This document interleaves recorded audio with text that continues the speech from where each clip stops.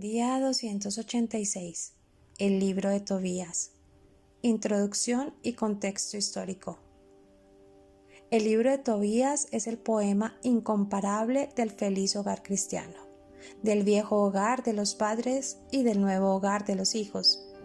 Allí se aprende a practicar las obras de misericordia y se entera de que un ángel presenta a Dios todo lo que hacemos por auténtica caridad. Tobías fue escrito alrededor del año 200 a.C. Como los libros de Esther y de Judith, pertenece al género de los relatos edificantes o narraciones elaboradas con el fin de transmitir una enseñanza de carácter moral y religioso. En cuanto a la composición, los dos Tobías parecen ser los autores de este libro, ya que en los 3 primeros capítulos de los textos griego y siríaco, Tobías habla en primera persona. Esta opinión se funda también en la versión griega que dice: escribid en un libro todo lo acaecido. Sin embargo, creen muchos expositores que el libro, tal como hoy se presenta, fue redactado en el tiempo en el que el hebreo había dejado de ser lengua del pueblo. El texto original hebreo o arameo se ha perdido, por lo cual se sigue la edición en la versión hecha por San Jerónimo según el texto en arameo. Contexto histórico del libro de Tobías. Se trata de una historia de familia inspirada en los relatos patriarcales del Génesis. A través de la historia de Tobías, hijo de Tobit y Ana, y su mujer Sara, se intenta inculcar los valores tradicionales del judaísmo, sea en el ámbito personal como en el familiar. La institución familiar es escuela de aprendizaje, de vivencia y transmisión de las enseñanzas morales y religiosas judías. El libro de Tobías es uno de los libros tardíos de la Biblia. Data de 2 siglos antes de nuestra era.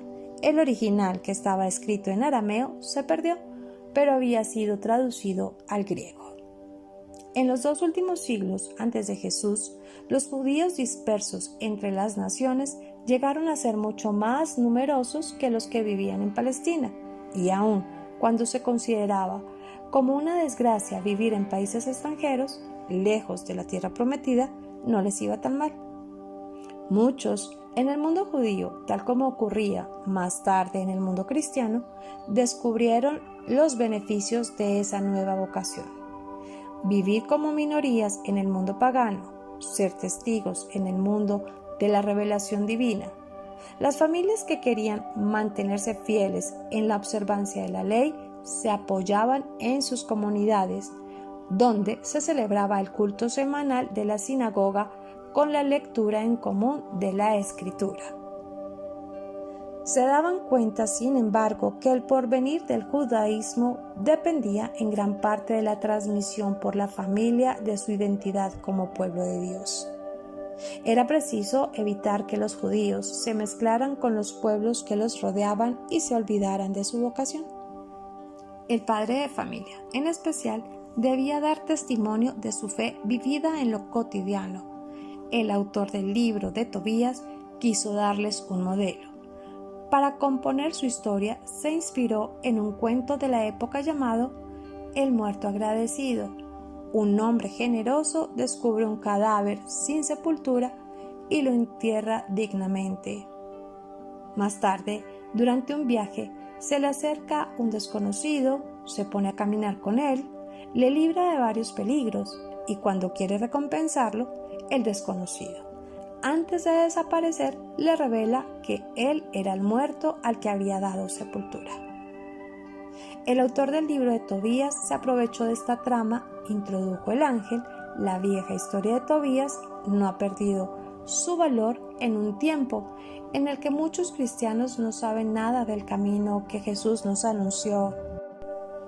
Podemos mencionar que el tema principal del libro de Tobías es el camino de la felicidad, representado en el viaje de Tobías bajo la guía del ángel. El camino de la felicidad consiste en esto: temor de Dios en la obediencia a los mandamientos, respeto y piedad hacia los padres, práctica de las obras de misericordia, oración, ayuno, justicia y honestidad. La providencia divina. Dios cuida de sus hijos, no es responsable del mal de los hombres. Es más, sale en su ayuda, aunque estén en la diáspora. Misión de los ángeles, buenos y malos. El bueno ayuda, sana y salva. El malo destruye la obra de Dios. Los ángeles buenos son el instrumento de Dios.